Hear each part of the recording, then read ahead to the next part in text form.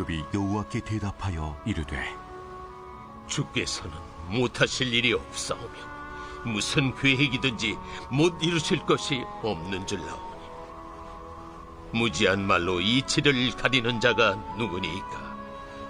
나는 깨닫지도 못한 일을 말하였고 스스로 알 수도 없고 헤아리기도 어려운 일을 말하였나이다. 내가 말하겠사오니 주는 들으시고 내가 주께 묻겠사오니 주여 내게 알게 하옵소서. 내가 주께 대하여 귀로 듣기만 하였사오나 이제는 눈으로 주를 배움나이다. 그러므로 내가 스스로 거둬들이고 티끌과 채 가운데서 회개하나이다.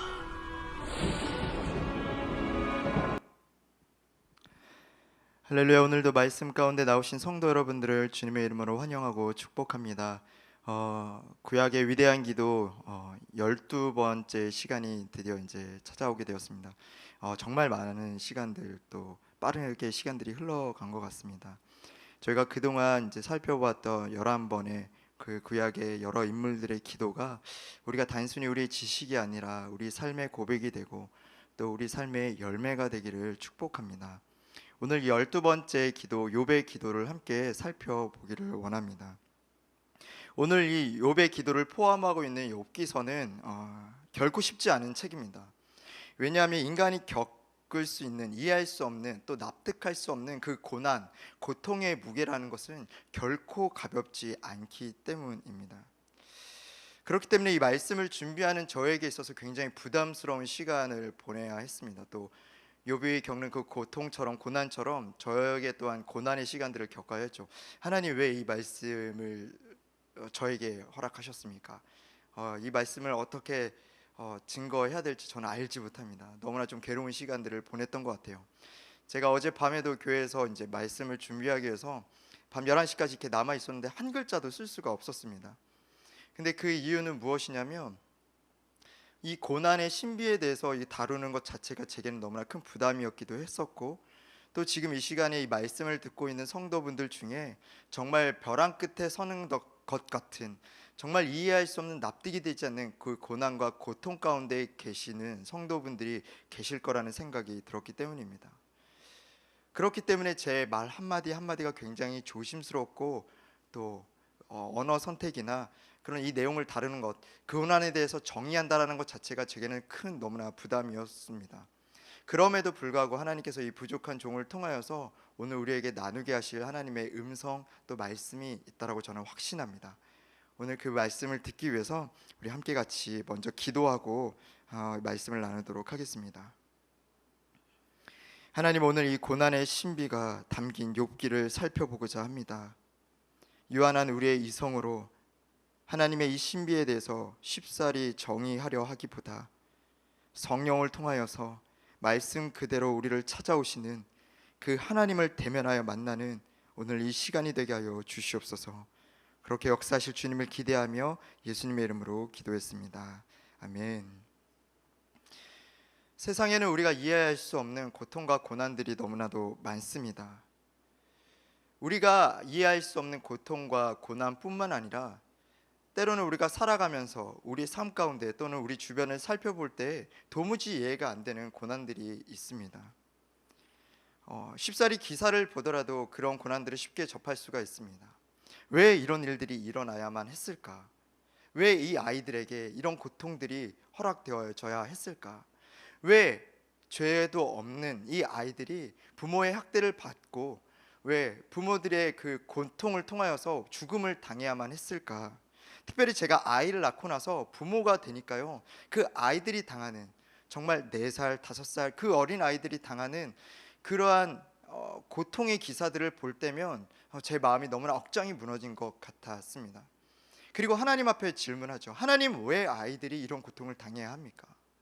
하나님, 이 죄도 없을 것 같은 이 아이들이 왜 이런 어려움을 겪어야 하나요? 왜 이런 가정에서 태어나서 이런 부모를 만나서 하나님 이런 고통의 시간들을 겪어내야 합니까? 왜 눈물의 시간들을 겪어내야 합니까? 하지만 그 어느 때라도 하나님께서는 저에게 그 고난에 대한 답변을 주시지는 않더라고요. 그 어느 누구도 이런 이유를 알 수 없는 고통과 고난에 대해서 쉽사리 정리할 수 없을 것입니다. 그런데 더군다나 하나님을 열심으로 섬기는 사람들에게, 특별히 의인으로 부르는 그 사람들에게 다가오는 고통은 더할 것 없이 이해할 수 없을 것입니다. 하나님 왜 이런 일들을 허락하십니까? 특별히 하나님을 사랑하고 하나님 앞에 우리의 삶을 온전히 드려 섬기고자 하는 우리 삶 가운데 왜 이런 고통과 시련을 허락하시는지요? 이런 질문과 고뇌를 가지고 있었던 사람이 바로 욥이었습니다. 우스 땅에 살았던 욥은 하나님을 경외하는 사람이었습니다. 욥기서 1장 1절 말씀에 보면 욥에 대해서 이렇게 설명하고 있습니다. 우스 땅에 욥이라 불리는 사람이 있었는데 그 사람은 온전하고 정직하여 하나님을 경외하며 악에서 떠난 자더라. 성경은 말하고 있습니다. 욥은 어떤 사람인가? 온전하고 정직하며 하나님을 경외하며 악에서 떠난 자더라. 또 욥은 어떤 사람이었냐면 그는 매일 아침마다 자녀를 위해서 번제물을 드렸던 사람입니다. 혹시나 이 자녀들이 부지중에 하나님 앞에 범죄하였을까 늘 신경 쓰며 섬세하게 그 자녀들을 위해서 제사를 드렸던 사람이죠. 욥기서 1장 5절 말씀을 세 번역으로 보면 이렇게 나와 있습니다. 잔치가 끝난 다음 날이면 욥은 을에 아침에 일찍 일어나서 자식들을 생각하면서 그들을 깨끗하게 하려고 자식의 수대로 일일이 번제를 드렸다. 자식 가운데서 어느 하나라도 알지 못하는 사이에라도 하나님을 저주하고 죄를 지을 수도 있다고 생각하여 잔치가 끝난 뒤에는 늘 그렇게 하였다. 욥은 모든 일에 늘 이렇게 신중하였다. 욥은 매사에 늘 이렇게 신중하였던 것이죠. 하나님 앞에 범죄하지 않기 위하여서, 또 자신의 자녀들이 하나님 앞에 범죄하지 않기 위해서 늘 매사에 신중했던, 하나님을 경외하기 위하여서 힘썼던 사람임을 우리는 알 수가 있습니다.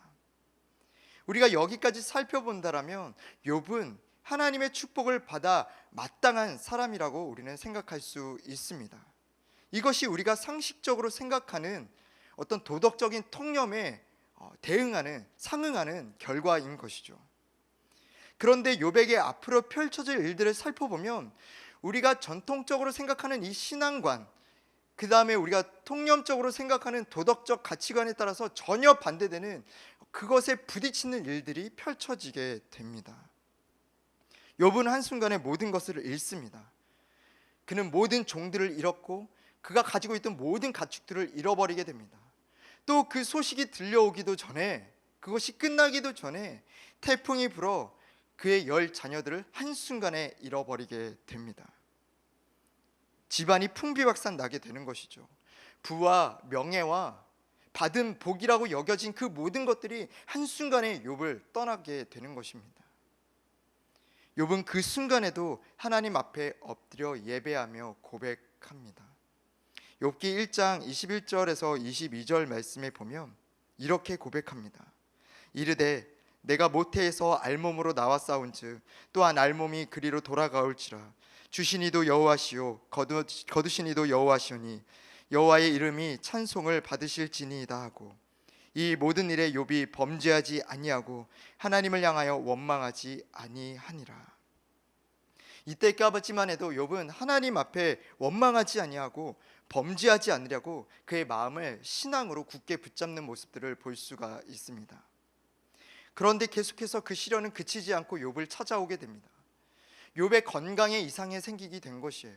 발바닥에서부터 정수리까지 악한 종기가 온몸을 뒤덮기 시작합니다. 그 종기가 욥을 괴롭게 하고 욥은 그것을 참지 못하고 질그릇의 조각을 꺼내어 그 모든 환불들을 긋게 되는 것이죠.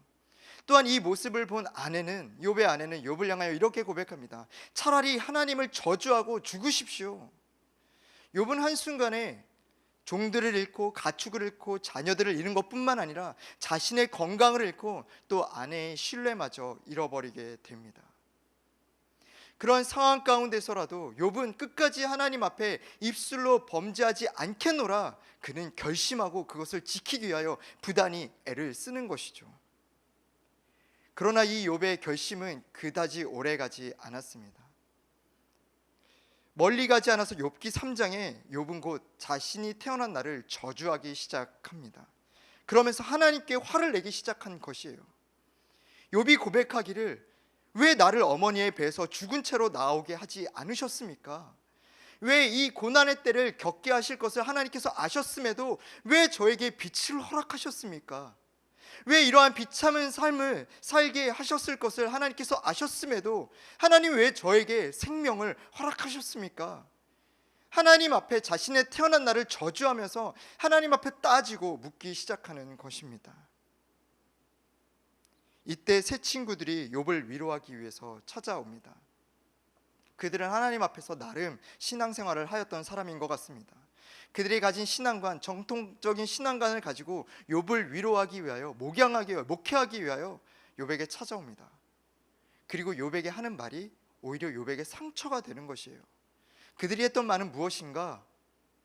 너에게 죄가 있기 때문에 하나님이 이런 고난을 허락하셨다라는 것입니다. 욥은 이것을 인정할 수가 없었습니다. 욥은 두 가지 사실과 싸워야 했습니다. 첫 번째는 친구들이 주장하는 전통적인 신앙관, 통상적인 신앙관, 즉 인과 응보에 대해서 욥은 인정할 수가 없었던 것이에요.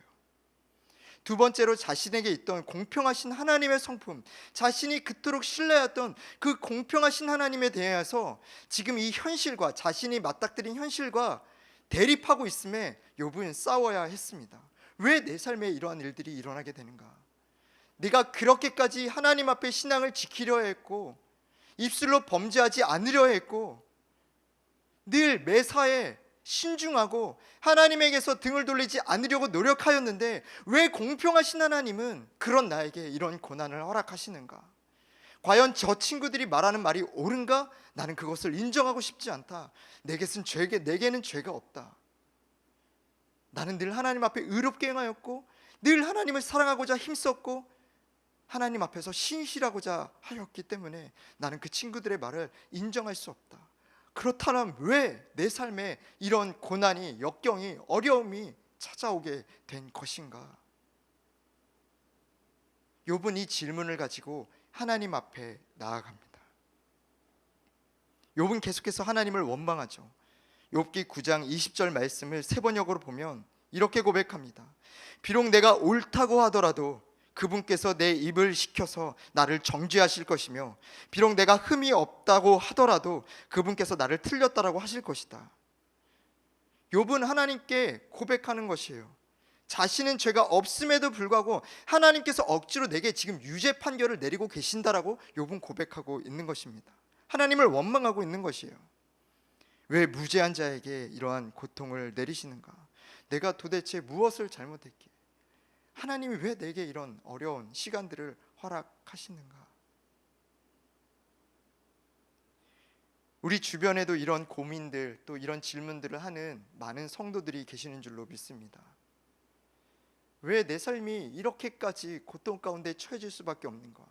건강은 건강대로 잃어버리고 자녀는 자녀대로 문제를 일으키고 남편과의 갈등은 계속해서 끊이지 않고 경제적으로 나아질 기미는 보이지 않고 왜 내 삶에는 소망이라는 것이 보이지 않는가? 여전히 나는 하나님을 신뢰하며 하나님을 예배하고 하나님을 붙들기로 결정하지만 왜 내 삶은 조금도 나아짐이 보이지 않는가? 우리는 그 고난의 고통의 이유와 뜻을 알고자 부단히 노력합니다. 왜? 하나님 왜죠? 하나님 무엇 때문이죠? 그러나 하나님은 이 고난의 고통에 대답하지 않으십니다. 그 어떠한 대답도 정의도 내려주지 않으십니다. 우리가 첫 번째 이 욥기를 통해서 알 수 있는 것은 무엇이냐? 욥기는 자신의 머리로 알고 있던 지식에 자신의 어떤 전통적인 신앙관에 머물지 않고 삶으로 부딪히는 계속해서 그 삶 가운데서 하나님을 만나고자 하는 그 투쟁의 자리, 씨름의 자리로 하나님 앞으로 나아갔다라는 것입니다. 욥은 계속해서 자신의 고통의 문제를 가지고 하나님 앞에서 씨름하고 있습니다. 욥은 덮어놓고 믿지 않았습니다. 그는 끊임없이 자신의 삶에서 하나님을 이해하고 알아가고자 몸부림쳤던 사람이었던 것이죠.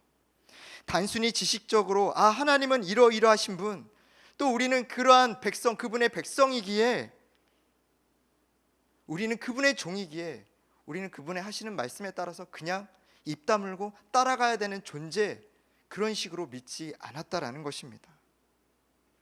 사실 이 씨름으로 인도하신 분은 하나님이신 것이죠. 하나님은 우리를 그저 당신의 말씀에 복종하고 맹목적으로 따라가기를 원하는 로봇으로 만들지 않으셨습니다.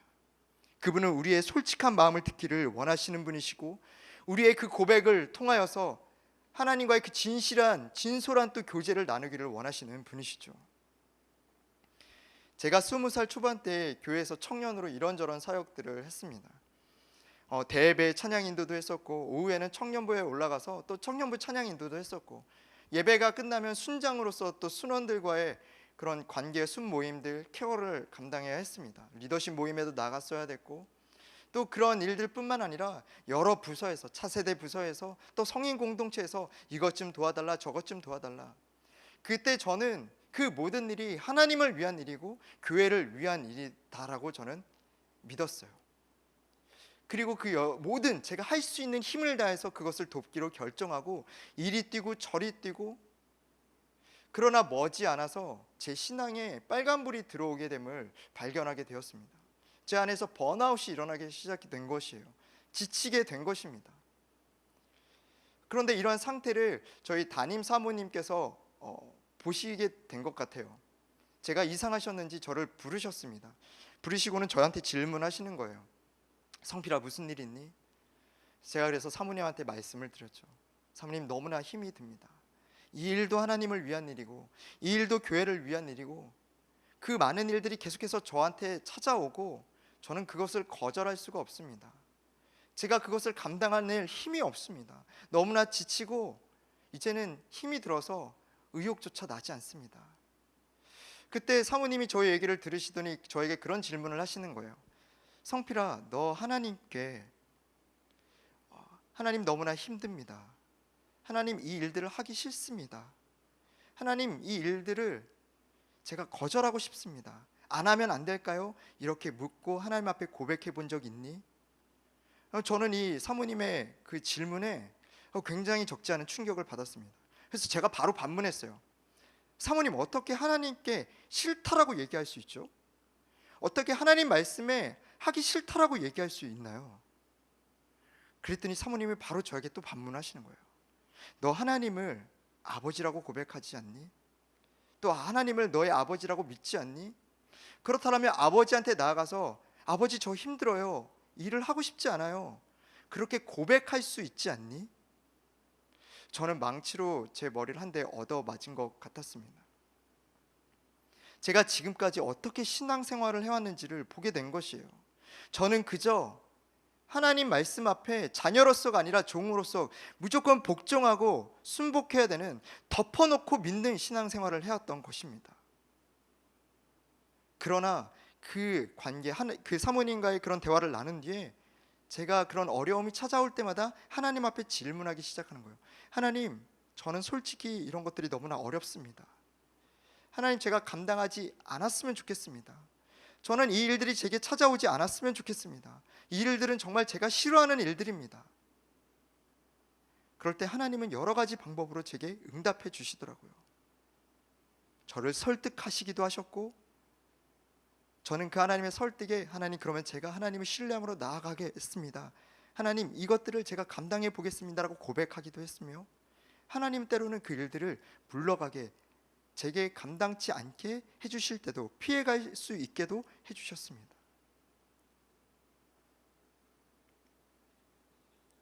하나님은 우리를 종교인이 아니라 어린아이와 같이 우리의 있는 신령 그대로 나아오기를 바라시는 분이십니다. 욥은 초반에 하나님을 믿는 사람이라면 이렇게 해야지, 스스로 경건을 지키기 위해서, 하나님 앞에 범죄하지 않기 위해서, 입술로 죄를 지키지 않기 위해서 부단히 노력했던 사람이었습니다. 그러나 그는 거기서 멈춰 있을 수 없던 것이죠. 계속해서 자신에게 찾아오는 그 고난을 통해서, 고통을 통해서 그는 덮어놓고 믿는 신앙이 아니라 하나님 앞에 나아가 하나님 앞에 묻기로 결정한 것입니다. 하나님, 너무나 고통스럽습니다. 하나님, 내가 내 태어난 날을 저주할 정도로 너무나 힘이 듭니다. 왜 이런 일들을 내게 허락하시는지요? 하나님, 제게 말씀 좀 해주십시오. 제가 믿는 하나님, 제가 이해하는 하나님, 제 상식 안에 제가 이해하는 그 범주 안에서 믿는 하나님은 도저히 이 현실과는 맞지 않는 하나님입니다. 하나님, 제게 말씀 좀 해주십시오. 하나님이 때로는 우리의 삶 가운데, 신앙생활 가운데 이러한 관계를 요구하실 때도 있습니다. 그리고 두 번째, 욥은 그 시름 가운데 드디어 인격적으로 하나님을 만나게 됩니다. 하나님은 오랜 시간 침묵을 깨시고 드디어 욥에게 나타나십니다. 욥기서 38장 1절 말씀에 보면 욥기서에서 한 번도 등장하지 않았던 여호와의 이름이 등장합니다.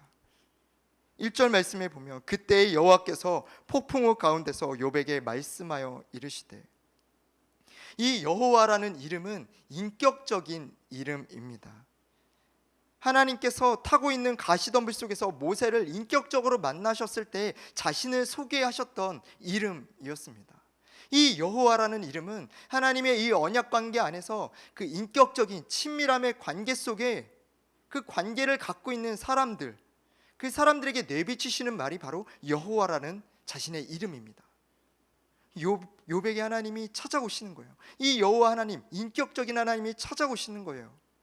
그리고 그 하나님을 향해서 자신의 마음을 신랄하게 토로하며 하나님 앞에 원망을 쏟아놓으며 하나님 대답 좀 해보십시오 라고 고백하는 그 욥에게 하나님은 인격적으로 찾아오셔서 그분에게 어떠한 질책을 가하시거나 그분에게 어떠한 징계를 내리시거나 그 욥을 멸하지 아니하셨다라는 거예요.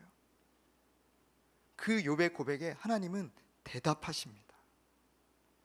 하나님은 욥과 대화하기를 원하셨던 거예요. 그 37절 후반절부터 계속해서 하나님은 욥에게 대답하십니다. 그런데 그 대답은 욥이 원했던 대답이 아니었습니다. 욥이 원했던 이 고통의 이유, 왜 내게 이런 시련을 허락하시는지, 무슨 이유 때문인지, 어떠한 이유에서인지 이 고통에 대한 설명을 하기보다 하나님은 욥에게 대답하시면서 무엇을 보여주시느냐? 자신의 전능하심, 자신의 위대함, 이 온 세상 모든 만물, 모든 피조물들을 다스리는 자신의 그 높고 거룩하심을 하나님은 보여주기 시작하는 것이에요. 욥에게 질문합니다. 욥아, 너 이렇게 한번 생각해 볼래? 욥아, 이 세상의 모든 만물들을 창조한 사람이 누구인지 아니?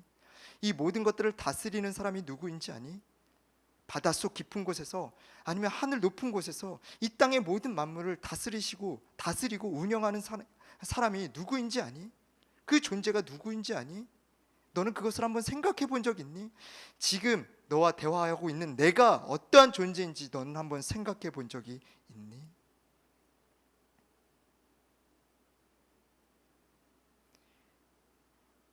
우리가 이해할 수도 헤아릴 수도 없는 그 전능하신 하나님이 우리 가운데 찾아오셔서, 욥에게 찾아오셔서 자신을 보여주시며 하나님이 알려주고자 하셨던 것은 무엇이냐면 바로 그 전능하신 하나님이 지금 우리와 함께 계신다라는 사실입니다.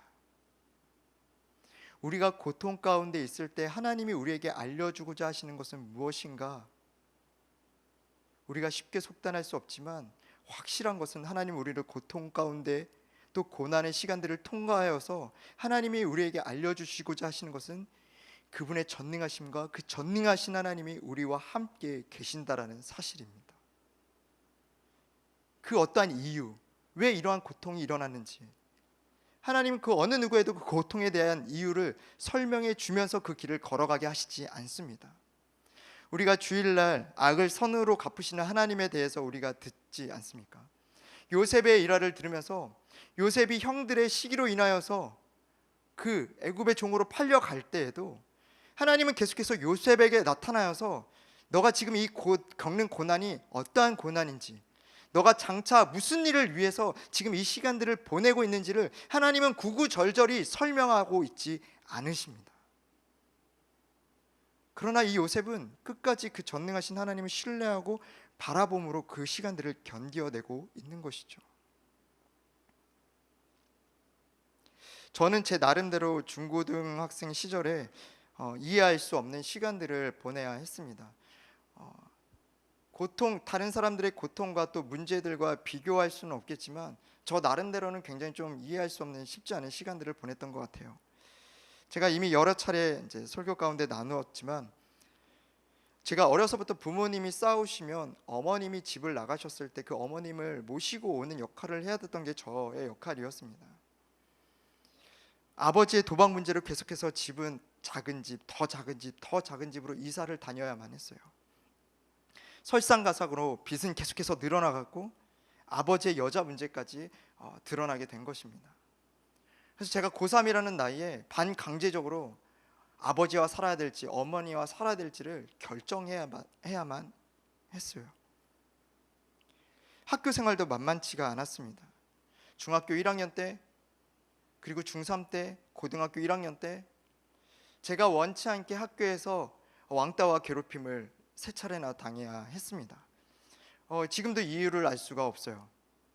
그리고 한 가지 이유를 알았던 것은 무엇이냐면 그때 이제 고등학교 때는 이제 도시락을 싸들고 다녔기 때문에 늘 그 반찬을 서로 먼저 쟁취하는 게 가장 그 도시락 먹는 시간 그 일이었습니다. 제가 친구들이 항상 이렇게 저를 이렇게 괴롭히고 저 매몰차게 좀 몰아내고 하니까 그 이유를 제가 무엇 때문인지 알려고 하다 보니까 얼핏 친구들에게 들은 이유가 뭐냐면 제가 너무 반찬을 빨리 집어간다는 거예요.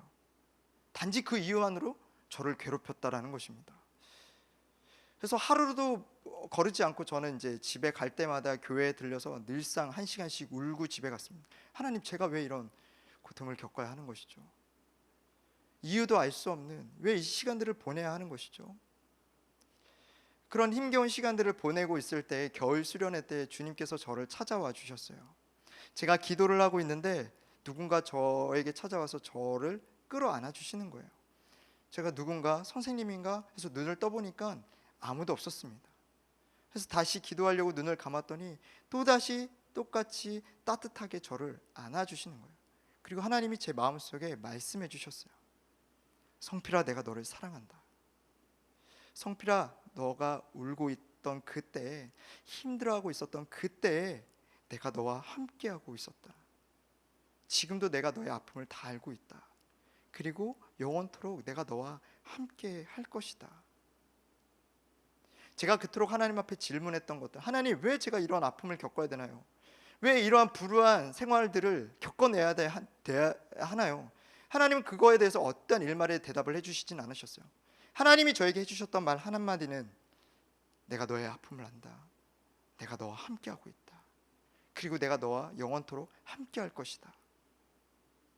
내가 너를 사랑한다. 저는 그 대답 하나로 충분했던 것 같습니다. 뜨거운 눈물을 쏟을 수밖에 없었어요.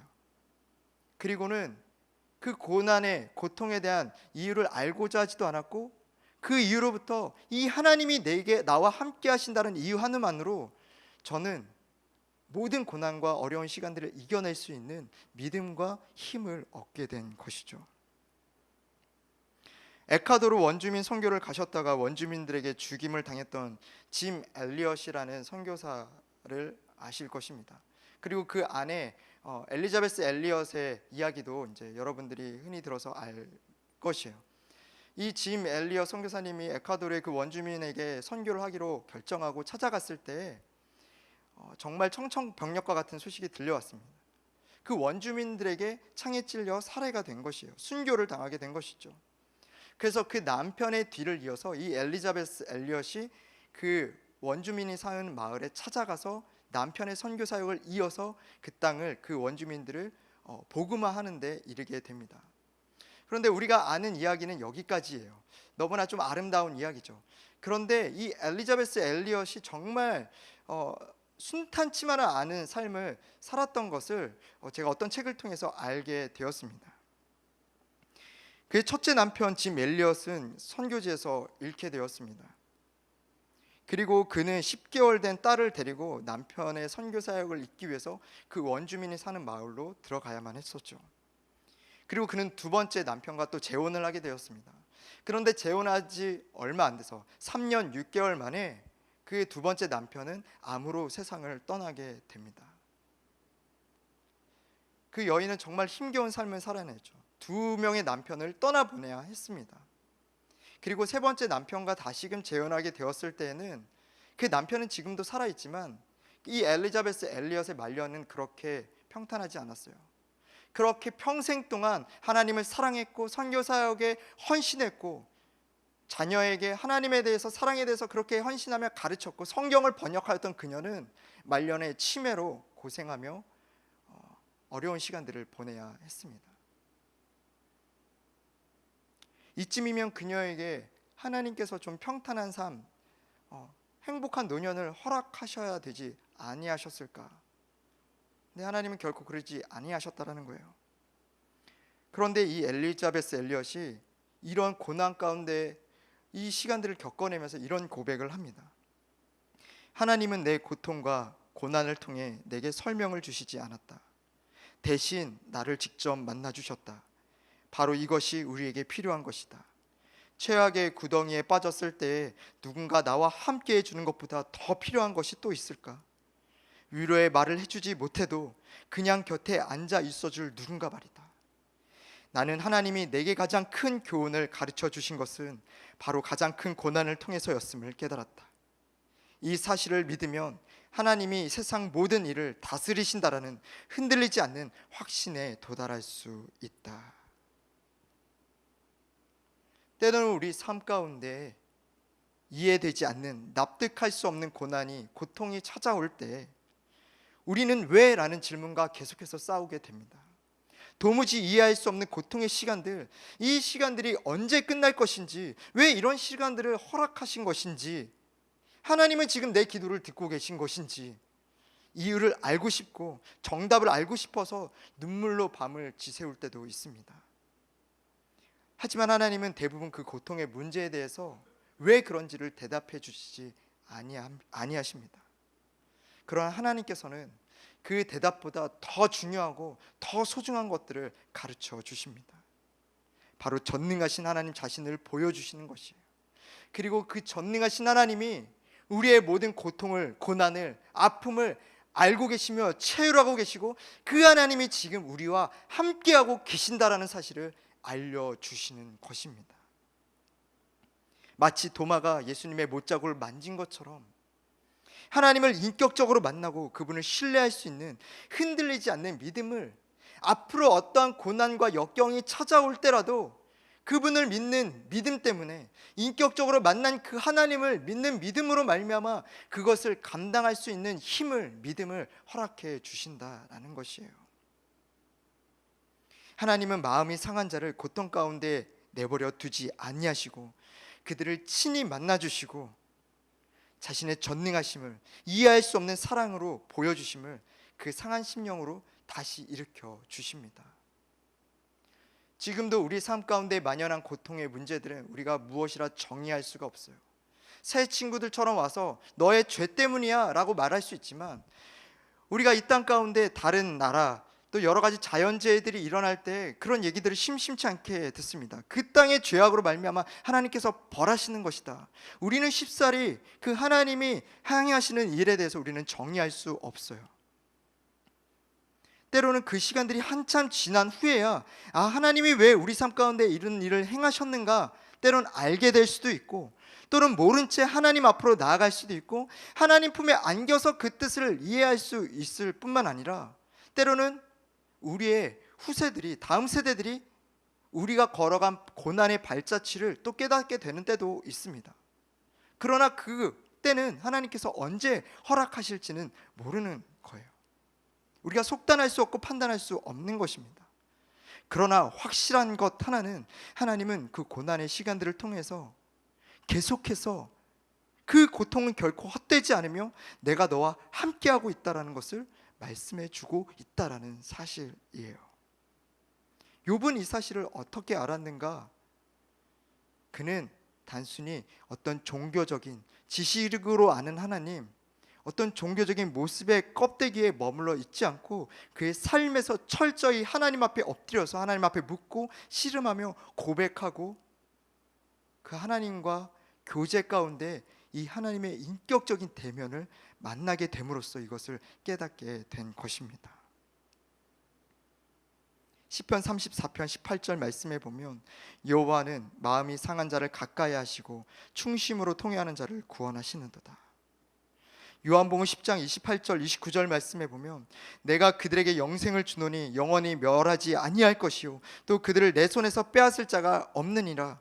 그들을 주신 내 아버지는 만물보다 크심에 아무도 아버지의 손에서 빼앗을 수 없느니라. 하나님은 우리에게 약속하시죠. 나는 또 내 아버지는 우리가 겪는 그 고통의 문제, 고난의 문제보다 훨씬 크신 분이십니다. 그 하나님이 너를 붙잡고 계시며 그 하나님의 손에서 너를 빼앗아갈 자가 아무것도 없다라고 하나님 말씀해 주고 계십니다. 이러한 경험을 하게 된 욥이 오늘 본문의 기도를 드리게 되는 것이에요. 욥기서 42장 5절 말씀을 우리가 한 목소리로 읽어보겠습니다. 시작. 내가 주께 대하여 귀로 듣기만 하였사오나 이제는 눈으로 주를 배움나이다. 욥이 고백하는 거예요. 주님, 내가 지금까지는 귀로만 듣고 지식과 이성으로 하나님을 알고 있었더라면, 또 그 머리로만 아는 것으로 내가 어떻게 해서든 하나님 앞에 온전히 서기 위해서 노력했다라면 이제는 내가 몸소 주님을 배웠습니다. 몸소 하나님을 경험합니다. 하나님을 알게 되었습니다 라고 고백하는 것입니다. 지식으로 아는 사람과 경험으로 아는 사람, 인격적으로 만나서 그 하나님을 향한 신뢰를 쌓은 사람의 신앙생활의 그 능력은 첨예하게 다르게 되어 있어요. 이렇게 인격적으로 주님을 만난 사람, 그 고백이 왜라는 질문에서 하나님을 인정하는 기도로 바뀌게 됩니다. 42장 2절 말씀, 주께서 못하실 일이 없사오며 무슨 계획이든지 못 이루실 것이 없는 줄을 아오니. 이해할 수 없는 상황 가운데서도 욥은 하나님을 향한 무한 신뢰를 고백하고 있는 것이에요. 그리고 그의 결단이 나오는데 바로 6절입니다. 우리 함께 42장 6절 말씀을 함께 읽겠습니다. 시작. 그러므로 내가 스스로 거두어드리고 티끌과 재 가운데서 회개하나이다. 아멘.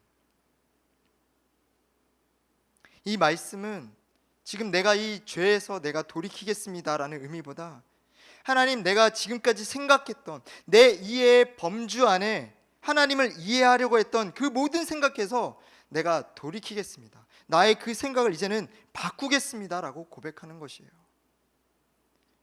우리는 각자 자신이 생각하는 하나님을 그리게 됩니다. 하나님은 이러신 분이야. 하나님은 이렇게 하셔야지. 작년에 그 저희 수요 회복 예배에 귀한 간사님 한 분을 모셔서 간증을 들은 적이 있었습니다. 이제 간사님 오셔서 자신의 인생 삶을 나눠주시면서 특별히 남편의 암투병에 대해서 나눠주셨어요.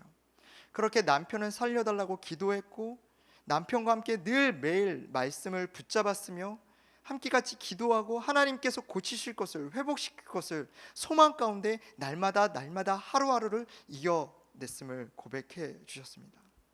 그러나 결국 그 남편분은 암으로 세상을 떠나게 되었어요. 처음에는 그 하나님이 행하신 일들을 이해할 수 없어서 날마다 눈물 가운데, 고통 가운데 보냈지만 남편을 하나님께서 데려가심으로 말미암아 하나님께서 자신에게 깨닫게 해주시는 사랑이 있었음을 그 간사님은 고백해 주시는 거예요. 남편을 통해 내게 남겨진 사랑, 하나님이 이해할 수 없는 그 크신 사랑, 그리고 그 간사님은 그 사랑을 이제는 다른 사람들에게 증거하고 싶다, 그런 간증들을 나눠주셨습니다. 그런데 그 말씀을 듣고요, 성도님들의 반응이 반으로 갈려졌어요.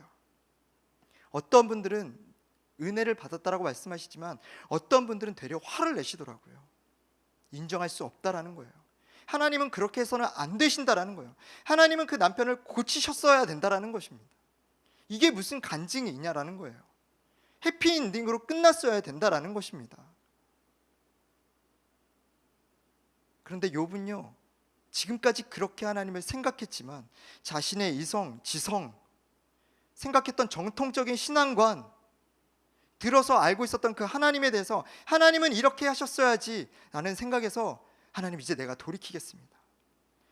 하나님은 내가 이해할 수 없는, 뛰어넘을 수 있는, 그거보다 초월해서 일하실 수 있는 하나님이십니다. 뛰어넘어서 하나님의 영광을 드러내실 수 있는 분이십니다 라고 욥은 자신의 생각을 돌이키기로 결정한 것이에요. 이 만남 안에 고통과 고난을 다루는 기도의 태도가 달라집니다. 하나님을 인격적으로 만났을 때, 그 전능하신 하나님을 만났을 때 고통 가운데 있는 우리의 기도가 또한 어떻게 한 번 더 바뀌게 되는가, 그 롤 모델이 바로 시편 42편 11절 말씀입니다. 우리 시편 42편 11절 말씀을 함께 읽겠습니다. 시작. 내 영혼아, 내가 어찌하여 낙심하며 어찌하여 내 속에서 불안해하는가. 너는 하나님께 소망을 두라. 나는 그가 나타나 도우심으로 말미암아 내 하나님을 여전히 찬송하리로다. 아멘. 여러분 아멘이시죠? 그 전에는, 하나님을 인격적으로 만나기 전에는 왜라는 질문을 계속해서 던졌지만, 그 하나님과의 그 씨름 가운데 하나님을 인격적으로 대면한 후에, 그 전능하신 하나님을 마음속으로 경험한 후에 그 고백, 어떻게 바뀔 수 있는가? 내 영혼을 어찌하여 낙심하며 두려워하며 염려하고 걱정하는가? 너는 하나님께 소망을 두라. 전능하신 하나님이 내 안에 계시지 않느냐? 이 고백이 오늘 저와 우리 삶 가운데 있기를 소망합니다. 우리의 개인의 문제뿐만 아니라 지금 이 나라도 너무나 힘든 고통의 시간들을 보내고 있습니다. 교회는 다시 온라인 예배로 전환하게 되었고, 그칠만 했던 코로나는 다시 확산이 되어져 가고 있습니다. 많은 교회가 좌절하고 낙심하고 절망하는 것을 보게 됩니다. 성도들 또한 다르지 않습니다. 계속해서 그런 질문을 던지는 거예요. 하나님, 언제까지 이 시간들을 보내야 됩니까? 하나님, 언제까지 이런 어려운 시간들을 겪어내야 합니까? 하나님의 뜻은 무엇입니까? 하나님, 이 시간들을 통해서 하나님께서 하고자 하는 일들은 무엇입니까? 왜 이런 일들이 그치지 않고 회복될 기미가 보이지 않고, 회복될 만하면 다시 또 일어나고, 왜 계속해서 이런 일들이 반복되는 것입니까? 그럴 때 우리가 쉽사리 무엇 때문이다, 누구 때문이다 판단하고 판정하고 단죄하기보다, 이럴 때일수록 하나님 앞에 나아가서 우리의 아픔을 토로하며 기도로 씨름할 때, 서로 만날 수 없는 이 비대면의 시대에 하나님을 그 어느 때보다도 대면하여 만나는, 하나님을 깊게 경험하는, 그 이해할 수 없는 전능하신 하나님을 몸속 경험하여서 이제는 머리로가 아니라 지성으로 아니라 정말 실질적으로 실존하신 하나님을 경험하여서 내 삶 가운데 그 하나님을 믿고 붙들고 나아가는 그런 우리 한국 교회가 되어지기를 주님의 이름으로 축복합니다. 이러한 전능하신 하나님, 그런 하나님을 고백할 때 우리의 신앙의 껍데기, 어떤 종교적인 행위들, 그냥 거룩한 척, 안 아픈 척, 모르는 척, 그런 괜찮은 척의 가식적인 종교적인 신앙의 껍데기를 벗어버리고, 나비가 번데기에서 나와 날아가듯이 우리가 아는 것에서 머무르지 아니하고 하나님을 대면하여, 고통 가운데 하나님을 대면하여서 정말 나비로 거듭나는, 하나님 앞에서 정말 자녀로서 자유로운, 그 어디든 날아갈 수 있는, 하나님이 주신 것을 마음껏 누릴 수 있는 신앙의 삶이 될 수 있는 저와 여러분이 되시기를 주님의 이름으로 축복합니다. 우리가 함께 찬양하고 함께 같이 기도하기를 원합니다. 우리가 말씀을 기억하면서 함께 찬양할 때 우리 무엇이 변치 않아, 이 찬양을 함께 하기를 원합니다. 가사에 이렇게 나와 있습니다. 무엇이 변치 않아 내 소망이 되며 무엇이 한결같아서 내 삶을 품으리. 그 누가 날 만족해 내 영이 쉬며 그 누구를 기다려 내 영이 기쁠까. 십자가 그 그늘 아래 내 소망이 있네. 십자가 그늘 아래 내 생명이 있네. 오직 우리에게 유일한 소망이시고 힘을 주시는 분은 오직 자신을 내어 그 고난을 감당하셔서 우리 가운데로 찾아오신, 그 고난을 소망으로 바꾸시는, 악을 선으로 바꾸시는 하나님에게만 인 줄을 믿습니다. 우리가 이 찬양을 고백하며 함께 같이 주님 앞에 곡조 있는 기도를 올려드리기를 원합니다. 무엇이 변치 않아 내 소망이 되며 무엇이 한결 같아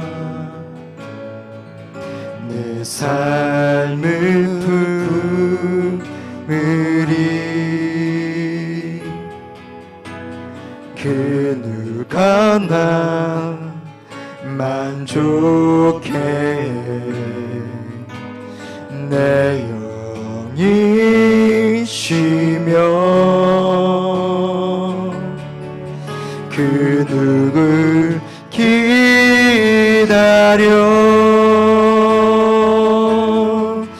내 영이 기쁘리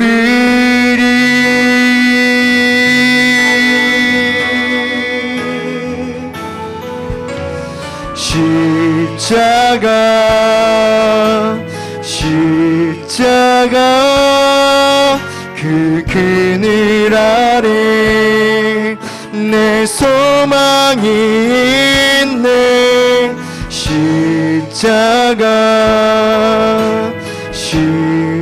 십자가 그 그늘 아래 내 생명이 있네. 우리 다시 한 번 더 고백하며 무엇이 변치 않아 무엇이 변치 않아 내 소망이 되면 무엇이 한결 같아 내 삶을 품으리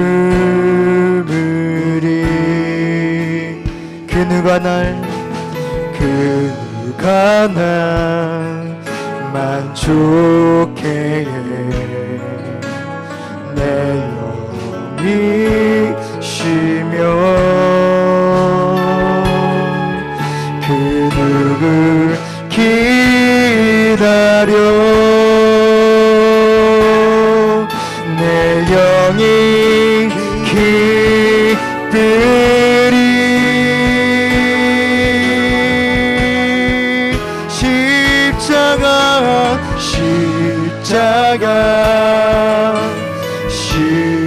십자가 그 그늘 아래 내 소망이 있네 십자가 그 그늘 아래 내 생명이 있네. 우리 다시 한번 더 고백하며 십자가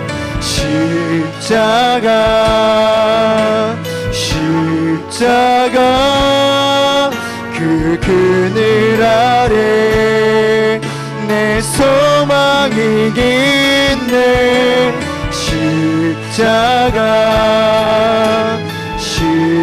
십자가 그 그늘 아래 내 생명이 우리 이 시간에 다시 한 번 더 그 주님만을 바라보면 십자가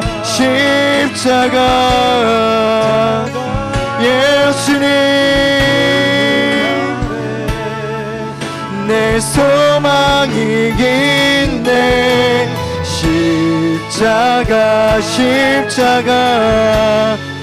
예수님 그 그늘 아래 내 소망 우리 다시 한 번 더 우리의 모든 고통의 문제에서 눈을 들어 주님을 바라보면서 십자가 예수님 내 소망이 있네 십자가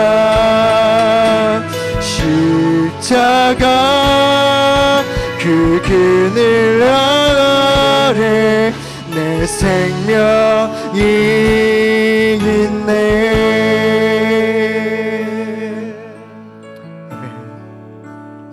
우리 이 말씀과 이 찬양의 고백을 기억하면서 우리 함께 같이 기도하기를 원합니다.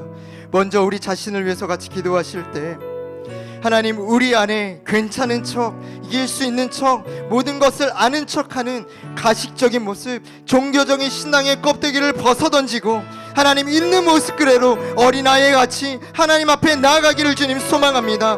하나님, 우리의 마음을 토로할 수 있도록 하나님 앞에 우리의 연약한 심령, 하나님 나는 할 수 없습니다, 하나님 나는 힘듭니다 라고 고백할 수 있는 겸손함을 성령님 도와주시옵소서. 우리의 아픔을 고백하며 상한 심령으로 나아가 주의 임재 안에서 깊이 씨름할 수 있는 은혜를 허락하여 주시옵시고, 하나님 그 속에서 하나님을 대면하여 만나는 은혜가 하나님 우리 안에 있게 하여 주시옵소서. 이 시간에 함께 같이 기도하며 주님 앞에 간구하며 우리의 마음을 쏟아놓으며 나가기를 소망합니다. 기도하겠습니다. 하나님 아버지, 이 시간에 주님 앞에 하나님 우리의 마음을 쏟아놓으며 나아갑니다. 하나님, 욥이 자신의 고통과 고난의 문제 가운데 하나님 앞에 나아가 씨름하였던 것처럼 하나님 주님 앞에 우리의 있는 모습 그대로 주님 앞에 가져 나아가기를 주님 소망합니다. 하나님, 우리가 괜찮은 척, 이길 수 있는 척 하나님의 이성의 틀 안에 우리가 가둬놓고 하나님의 뜻에 따라서 하나님 이것이 하나님의 뜻인 척 하나님 그저 묻어놓고 하나님 맹목적으로 신앙생활을 하였던, 하나님 종교적으로 종의 신앙을 행하였던 하나님, 우리의 이 시간에 신앙의 모든 껍데기를 벗어던지고 하나님 있는 모습 그대로 주님 앞에 나아가기를 주님 소망합니다. 주여, 우리를 받아 주시옵소서. 하나님, 우리의 고통의 문제 가운데 하나님 우리가 너무나 힘들고 아프고 외롭고 하나님 견딜 수 없는 것 같은 하나님 절망의 끝에 서 있는 하나님 그 문제들을, 하나님 그 아픔들을 주님 앞에 고백하며 나아가는 소망합니다. 주여, 하나님 우리를 붙잡아 주시옵시고, 주여 하나님 우리의 고백을 들어주시옵시고, 하나님 그 고백 가운데 하나님 우리를 만나 주시옵소서. 하나님을 만날 수 있는 은혜, 하나님 앞에 우리의 솔직한 모든 것들을 쏟아놓을 수 있는 은혜, 그러면서 하나님의 그 은혜를 구할 수 있는 하나님 그러한 겸손함이 하나님 우리 안에 있을 수 있도록 역사하여 주시옵소서. 하나님, 우리의 입술의 고백이 하나님 터져나오기를 주님 소망합니다. 하나님, 너무나 때로는 힘들어서 하나님 지치고 낭망되어서 기도조차 나오지 않을 때 하나님 그러한 고백을 조차 드릴 수 없을 때라도 성령님 그 마음 가운데 역사하여 주셔서 하나님 그들의 고백이 뚫리게 하여 주시옵소서. 하나님, 우리의 고백이 터져나오게 하여 주시옵소서.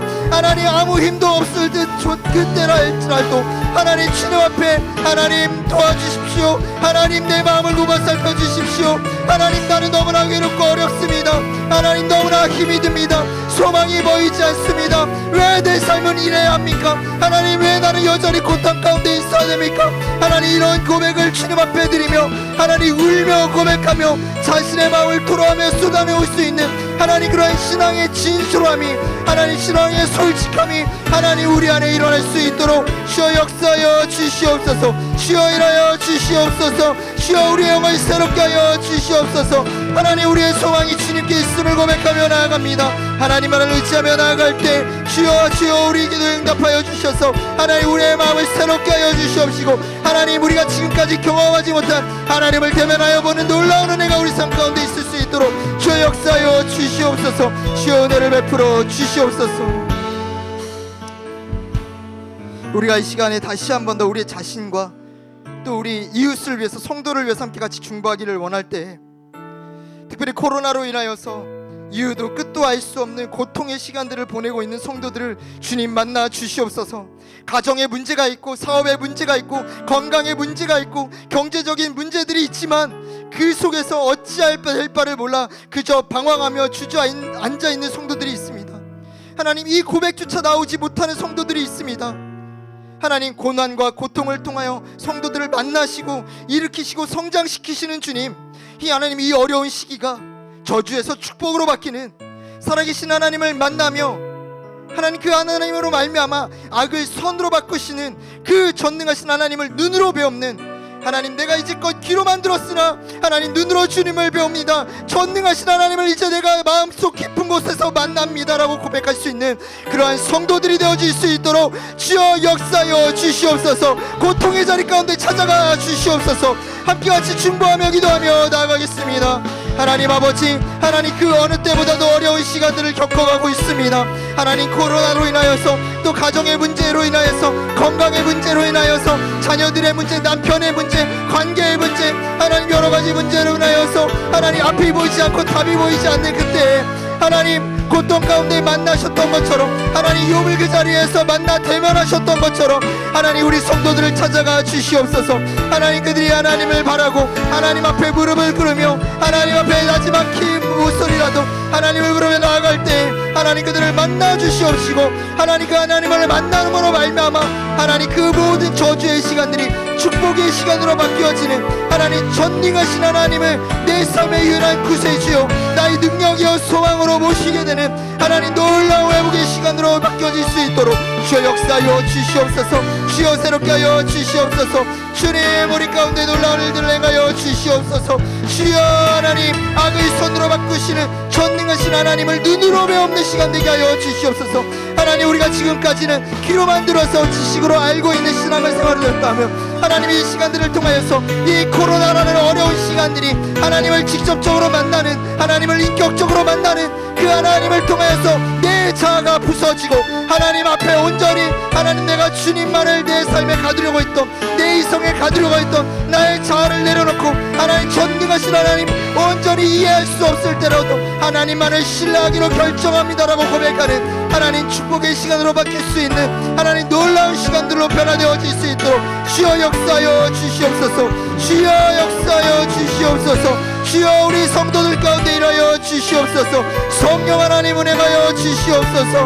하나님 그 낙담된 자리 가운데 찾아가 주시옵소서. 만나 주시옵소서. 안진뱅이를 일으키셨던 주님, 하나님 눈먼 자의 눈을 띄우셨던 주님, 죽은 자를 살리셨던 주님, 하나님 영적으로 죽어있던 자들을 일으켜 주시옵시고, 좌절과 낭만 가운데 넘어진 자를 일으켜 주시옵시고, 하나님 그 힘든 가운데 하나님을 보지 못하는 모든 눈들이 띄어지는 우리 삶 가운데 역사가 일어날 수 있도록 하나님 그 고통의 자리 가운데 하나님 앞에 신음하는 그 자리 가운데 주여 찾아가 주시옵소서. 하나님을 만나나요 하나님 대면하여 하는 시간이 되게 하여 주시옵소서. 주님을 만나고 직접적으로 눈으로 보는 시간 되게 하여 주시옵소서. 오 주님, 오 주님, 오 주님, 오 주님 역사하여 주시옵소서. 하나님 회복으로 역사하여 주시옵소서. 하나님을 만나는 역사가 있게 하여 주시옵소서. 하나님 한 분이면 충분합니다. 하나님 한 분이면 충분합니다. 하나님만 있으면 나는 아무 문제 없습니다. 하나님이 나와 함께 하신다라면 하나님이 모든 고난의 시간도 능히 이겨낼 수 있습니다. 하나님 이 고백들이 우리 성도들의 삶 가운데 터져나오기를 주님 소망합니다. 주여 만나주시고 하나님 이 고백을 드릴 수 있는 은혜를 허락하여 주시옵소서. 오 야라라바라라바라바라 오 주님, 오 주님, 오 주님, 오 성령님 일으켜 주시옵소서. 성령님 역사하여 주시옵소서. 성령님 새롭게 하여 주시옵소서. 주여 일하여 주시옵소서. 주님 일하여 주시옵소서. 오 하나님 역사하여 주시옵소서. 오 하나님 역사하여 주시옵소서.